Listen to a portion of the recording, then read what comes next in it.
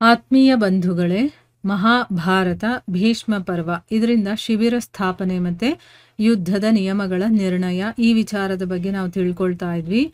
ಓದ ಭಾಗದಲ್ಲಿ ಜನಮೇಜಯ ಕೇಳ್ತಾನೆ, ಮುನಿಗಳೇ, ನಾನಿವಾಗ ಕೌರವ, ಪಾಂಡವ, ಸೌಮಕ ಮತ್ತೆ ಇನ್ನು ಬೇರೆ ದೇಶದಿಂದ ಬಂದಿರುವಂತ ರಾಜರು ಯಾವ ರೀತಿ ಯುದ್ಧ ಮಾಡಿದ್ರು ಅನ್ನೋದ್ರ ಬಗ್ಗೆ ಕೇಳಬೇಕು ಅಂತ ಇಷ್ಟಪಡ್ತೀನಿ ಅಂತ. ಅದಕ್ಕೆ ವೈಶಂಪಾಯನರು ಹೇಳ್ತಾರೆ, ಕೌರವ, ಪಾಂಡವರು, ಸೋಮವಂಶಿ ವೀರರು ಎಲ್ಲರೂ ಕೂಡ ಕುರುಕ್ಷೇತ್ರ ಯುದ್ಧದಲ್ಲಿ ಯಾವ ರೀತಿ ಎಲ್ಲ ಯುದ್ಧ ಮಾಡಿದ್ರು ಅನ್ನೋದ್ರ ಬಗ್ಗೆ ನಾನು ಹೇಳ್ತೀನಿ. ಅಂದ್ರೆ ಎಲ್ಲರೂ ಕುರುಕ್ಷೇತ್ರದಲ್ಲಿ ಬಂದು ನೆಲೆಸಿದ್ದಾರೆ. ಬೇರೆ ನಗರದಲ್ಲಿ ಜನಗಳೇ ಇರ್ಲಿಲ್ಲ, ಎಲ್ಲ ಖಾಲಿ ಆಗಿತ್ತು. ನಗರದಲ್ಲಿ ಯಾರಿದ್ರು ಅಂತಂದ್ರೆ ಚಿಕ್ಕ ಮಕ್ಕಳು ಮತ್ತೆ ವೃದ್ಧರು ಇಷ್ಟು ಮಾತ್ರ ಇದ್ರು. ಬೇರೆಯವರೆಲ್ಲ ಇಲ್ಲೇ ಇದ್ರು. ಊರಲ್ಲಿ ಒಂದು ರಥ ಹುಡುಕ್ಬೇಕಾ, ಒಂದು ಕುದುರೆ ಮತ್ತೆ ಆನೆ ಏನಾದ್ರು ಹುಡುಕಿದ್ರೆ ಸಿಗ್ತಾನೆ ಇರ್ಲಿಲ್ಲ.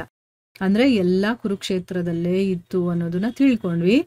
ಈಗ ಮುಂದುವರೆದು ಹೇಳ್ತಾರೆ, ಪೃಥ್ವಿಯ ಎಲ್ಲ ದೇಶಗಳಿಂದ ಕುರುಕ್ಷೇತ್ರಕ್ಕೆ ಸೈನ್ಯಗಳು ಬಂದಿತ್ತು. ಕೆಲವರು ಕೌರವರಿಗೆ ಸಪೋರ್ಟ್ ಮಾಡ್ತಾ ಇದ್ರು, ಕೆಲವರು ಪಾಂಡವರಿಗೆ ಸಪೋರ್ಟ್ ಮಾಡುವಂಥವ್ರು ಇದ್ರು.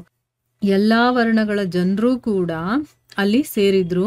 ಎಲ್ರೂ ಅನೇಕ ಯೋಜನೆಗಳ ಮಂಡಲದಲ್ಲಿ ಆಕ್ರಮಿಸ್ಕೊಂಡಿದ್ರು. ಅಂದ್ರೆ ತುಂಬಾನೇ ದೂರದವರೆಗೂ ಕೂಡ ಬರೀ ಯುದ್ಧ ಭೂಮಿಯಲ್ಲಿ ಹೋರಾಡೋದಕ್ಕೆ ಬಂದಿರೋಂಥ ಸೈನಿಕರೇ ಇದ್ರು. ಅವರ ಪಂಥಿಯಲ್ಲಿ ದೇಶ, ನದಿ, ಪರ್ವತ, ವನ ಇದೆಲ್ಲಾನು ಸೇರ್ಕೊಂಡಿತ್ತು. ಅದರಲ್ಲಿ ರಾಜ ಯುಧಿಷ್ಠಿರ ಎಲ್ಲರ ಊಟ, ನೀರು ಮತ್ತೆ ಏನೇನು ಪ್ರಬಂಧಗಳು ಬೇಕೋ ಎಲ್ಲವನ್ನ ಉತ್ತಮ ರೀತಿಯಲ್ಲಿ ಅವನು ಪ್ರಬಂಧಗೊಳಿಸಿದ್ದ. ಯಾವಾಗ ಯುದ್ಧದ ಸಮಯ ಬಂತೋ ಆಗ ಅವರು ತಮ್ಮ ಪಕ್ಷದ ಯೋಧರೇ, ಅಂದ್ರೆ ಇವರು ಪಾಂಡವರೇ ಅಂತ ಗುರುತಿಸ್ಬೇಕಲ್ವಾ. ಈಗ ಎಲ್ರೂ ಹೋರಾಡ್ತಾ ಇರ್ಬೇಕಾದ್ರೆ ಪಾಂಡವರ ಕಡೆಯವರು ಯಾರು, ಕೌರವರ ಕಡೆಯವರು ಯಾರು ಅನ್ನೋದು ಗೊತ್ತಾಗೋದಿಲ್ಲ. ಸೊ ಅದಕ್ಕೆ ಇವರು ಪಾಂಡವ ಪಕ್ಷದವರು ಅಂತ ಗುರುತು ಹಿಡಿಯೋದಕ್ಕೋಸ್ಕರ ಎಲ್ಲರ ಹೆಸರುಗಳನ್ನ, ಆಭೂಷಣಗಳನ್ನ ಮತ್ತೆ ಕೆಲವೊಂದು ಸಂಕೇತಗಳನ್ನ ನಿಶ್ಚಯ ಮಾಡ್ತಾರೆ. ಇಂತಿಂತ ಸಂಕೇತಗಳ ಆಭೂಷಣಗಳನ್ನ ಹಾಕೊಂಡಿರೋರು ನಮ್ಮವರು ಅಂತ. ಇಲ್ಲ ಅಂದ್ರೆ ನಮ್ಮವ್ರನ್ನ ನಾವೇ ಕೊಂದು ಬಿಡ್ತೀವಲ್ವಾ, ಅದಕ್ಕೋಸ್ಕರ. ಸೊ ದುರ್ಯೋಧನ ಕೂಡ ಎಲ್ಲರ ರಾಜರ ಜೊತೆ ಪಾಂಡವರ ವಿರುದ್ಧವಾಗಿ ವ್ಯೂಹ ರಚನೆಯನ್ನ ಮಾಡ್ತಾನೆ. ಯಾವ ರೀತಿ ಇವಾಗ ಅವರನ್ನ ನಾವು ಅಟ್ಯಾಕ್ ಮಾಡೋದು ಅದ್ರ ಬಗ್ಗೆ ಅವನೆಲ್ಲ ಯೋಚನೆ ಮಾಡ್ತಾ ಇರ್ತಾನೆ. ಯುದ್ಧದ ಅಭಿನಂದನೆ ಮಾಡುವಂತಹ ಪಾಂಚಾಲ ದೇಶೀಯ ವೀರ ದುರ್ಯೋಧನನನ್ನ ನೋಡಿ ಹರ್ಷದಿಂದ ತುಂಬಿ ಹೋಗ್ತಾರೆ. ಅಂದ್ರೆ ಅಷ್ಟು ಚೆನ್ನಾಗಿ ಅವನು ಇದು ಮಾಡ್ತಾ ಇದ್ದಾನೆ ಅನ್ನೋ ಒಂದು ಖುಷಿ ಅವರಿಗೆ. ದೊಡ್ಡ ದೊಡ್ಡ ಶಂಖ ಮತ್ತೆ ರಣಭೇರಿಗಳನ್ನ ಮೊಳಗಿಸ್ತಾರ ಅವರು. ಆಮೇಲೆ ಒಂದೇ ರಥದ ಮೇಲೆ ಕೂತ್ಕೊಂಡಿರುವಂತಹ ಭಗವಂತ ಶ್ರೀಕೃಷ್ಣ ಮತ್ತೆ ಅರ್ಜುನನು ಕೂಡ ತಮ್ಮ ತಮ್ಮ ಶಂಖಗಳನ್ನ ಊದೋದಕ್ಕೆ ಪ್ರಾರಂಭ ಮಾಡ್ತಾರೆ. ಆ ಪಾಂಚಜನ್ಯ ಮತ್ತೆ ದೇವದತ್ತ ಅನ್ನುವಂತ ಶಂಖಗಳ ಭಯಂಕರ ಧ್ವನಿಯನ್ನ ಕೇಳಿ, ಅಂದ್ರೆ ಕೃಷ್ಣನ ಶಂಖದ ಹೆಸರು ಪಾಂಚಜನ್ಯ, ಅರ್ಜುನನ ಶಂಖದ ಹೆಸರು ದೇವದತ್ತ ಅಂತಂದ್ಬಿಟ್ಟು ಅದನ್ನು ಊದಿದ ತಕ್ಷಣ ಕೌರವ ಯೋಧರು ಇರ್ತಾರಲ್ಲ ಅವರ ಮಲಮೂತ್ರಗಳೆಲ್ಲ ಬರೋದಕ್ಕೆ ಶುರುವಾಗುತ್ತೆ. ಅಂದ್ರೆ ಅಷ್ಟು ಹೆದರಿಕೆ ಅವರಿಗೆ ಆ ಶಬ್ದ ಆಗಿತ್ತು ಅಂತ ಇಲ್ಲಿ ವರ್ಣನೆ ಮಾಡ್ತಾ ಇದ್ದಾರೆ.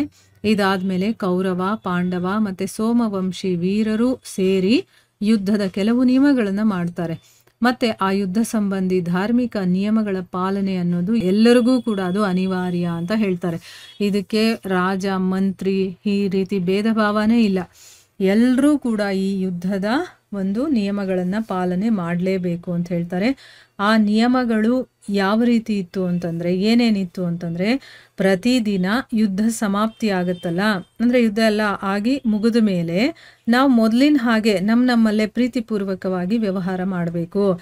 ಈಗ ಕೆಲವರು ಕೌರವರ ಜೊತೆ ಯುದ್ಧ ಮಾಡ್ತಿರ್ತಾರೆ ಅವರ ಒಂದು ಪಕ್ಷದಲ್ಲಿ, ಆದ್ರೆ ಪಾಂಡವರ ಪಕ್ಷದಲ್ಲಿ ಕೆಲವರು ಅವರಿಗೆ ಸ್ನೇಹಿತರು ಇರ್ತಾರೆ ಅಥವಾ ಅವ್ರಿಗೆ ಇಷ್ಟ ಆಗಿರೋರು ಇರ್ತಾರೆ. ಸೊ ಅದಕ್ಕೆ ಯುದ್ಧ ಮಾಡೋವರೆಗೂ ಅವ್ರ ಶತ್ರುಗಳು. ಯುದ್ಧ ಮಾಡಿದ್ಮೇಲೆ ಅವ್ರವ್ರು ಯಾರಿಗಿಷ್ಟನೋ ಅವ್ರ ಜೊತೆ ಮಾತಾಡ್ಬೋದು, ಪ್ರೀತಿಪೂರ್ವಕವಾಗಿ ವ್ಯವಹಾರ ಮಾಡಬಹುದು.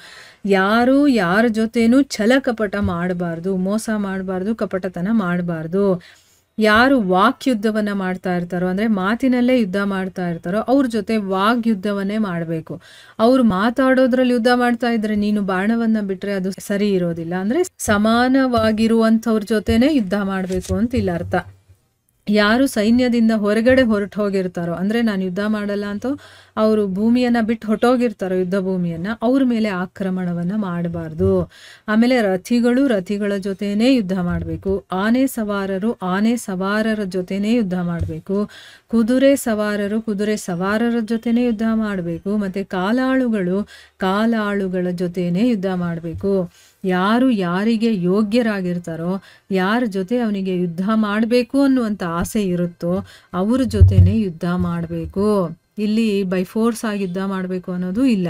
ಅವನಿಗೆ ಇವ್ರ ಜೊತೆನೇ ಮಾಡ್ಬೇಕು ನಾನು ಅಂತಿದ್ರೆ ಅವ್ರ ಜೊತೆನೇ ಯುದ್ಧ ಮಾಡ್ಬೋದು.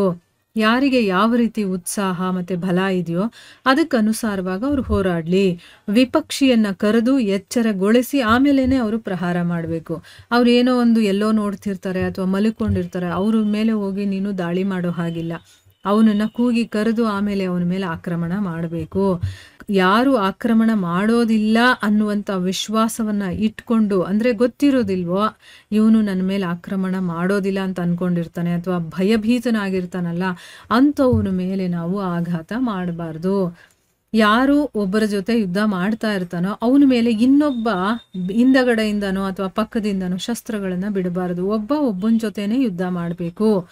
ಆಮೇಲೆ ಯಾರು ಶರಣಾಗತಿಗೆ ಬಂದಿರ್ತಾರೋ, ನಾನು ಯುದ್ಧ ಮಾಡಲ್ಲ, ನಾನು ನಿನಗೆ ಸರೆಂಡರ್ ಆಗಿರ್ತೀನಿ ಅಂತ ಹೇಳಿರ್ತಾನೋ, ಅಥವಾ ಯುದ್ಧವನ್ನು ಬಿಟ್ಟು ಓಡ್ತಾ ಇರ್ತಾನಲ್ಲ, ನಾನು ಯುದ್ಧನೇ ಮಾಡೋದಿಲ್ಲ ಅಂತ ಯುದ್ಧ ಭೂಮಿಯನ್ನು ಬಿಟ್ಟು ಓಡ್ತಾ ಇರ್ತಾನಲ್ಲ ಅವನು, ಮತ್ತು ಯಾರ ಹತ್ರ ಅಸ್ತ್ರ ಶಸ್ತ್ರ ಮತ್ತು ಕವಚಗಳು ಇರೋದಿಲ್ವೋ ಅವರು ನಾಶ ಆಗ್ಬಿಟ್ಟಿರುತ್ತೆ.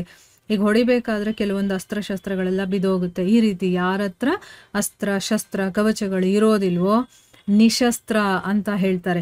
ಈ ರೀತಿ ನಿಶಸ್ತ್ರನನ್ನು ವಧೆ ಮಾಡಬಾರ್ದು, ಅವನ ಮೇಲೆ ನೀವು ಪ್ರಹಾರ ಮಾಡಬಾರ್ದು. ಆಮೇಲೆ ಸೂತರು, ಭಾರ ಹೊರುವಂಥವ್ರು, ಶಸ್ತ್ರಗಳನ್ನು ತಲುಪಿಸುವಂಥವ್ರು. ಈಗ ಯುದ್ಧ ಮಾಡಬೇಕಾದ್ರೆ ಬೇಕಾದಷ್ಟು ಅಸ್ತ್ರಶಸ್ತ್ರಗಳು ಬೇಕಾಗುತ್ತಲ್ವಾ. ಯುದ್ಧ ಮಾಡ್ತಾ ಇರೋರು ಓಡೋಗಿ ತರೋಕ್ಕಾಗತ್ತಾ? ಇಲ್ಲ, ಅವ್ರು ತಂದುಕೊಡ್ತಿರ್ತಾರೆ. ಮತ್ತು ಏನಾದರೂ ಸಹಾಯ ಮಾಡುವಂಥವ್ರು ಇಂಥವರೆಲ್ಲ ಇರ್ತಾರೆ. ಭೇರಿ ಮತ್ತು ಶಂಖವನ್ನು ಊದೋ ಅಂಥವ್ರು ಇರ್ತಾರಲ್ಲ, ಅವ್ರ ಮೇಲೆ ಯಾವತ್ತೂ ಕೂಡ ಆಕ್ರಮಣವನ್ನು ಮಾಡಬಾರ್ದು ಅಂತ ಈ ರೀತಿ ಎಲ್ಲ ಅವರು ನಿಯಮಗಳನ್ನು ಮಾಡಿ ಅವರೆಲ್ಲ ರಾಜರು ತಮ್ಮ ಸೈನಿಕರ ಜೊತೆ ತುಂಬಾ ಸಂತೋಷ ಪಟ್ಕೊಳ್ತಾರೆ. ಈಗ ಎರಡೂ ಕಡೆಯ ಸೈನ್ಯದವರೆಲ್ಲ ಕೂತ್ಕೊಂಡು ಈ ರೀತಿ ಕೆಲವೊಂದು ನಿಯಮಗಳನ್ನು ಮಾಡ್ಕೊಳ್ತಾರೆ. ಆಮೇಲೆ ಏನು ಮಾಡ್ತಾರೆ ಅನ್ನೋದನ್ನ ನಾವು ಮುಂದಿನ ಭಾಗದಲ್ಲಿ ತಿಳ್ಕೊಳ್ಳೋಣ. ಹರೇ ಕೃಷ್ಣ.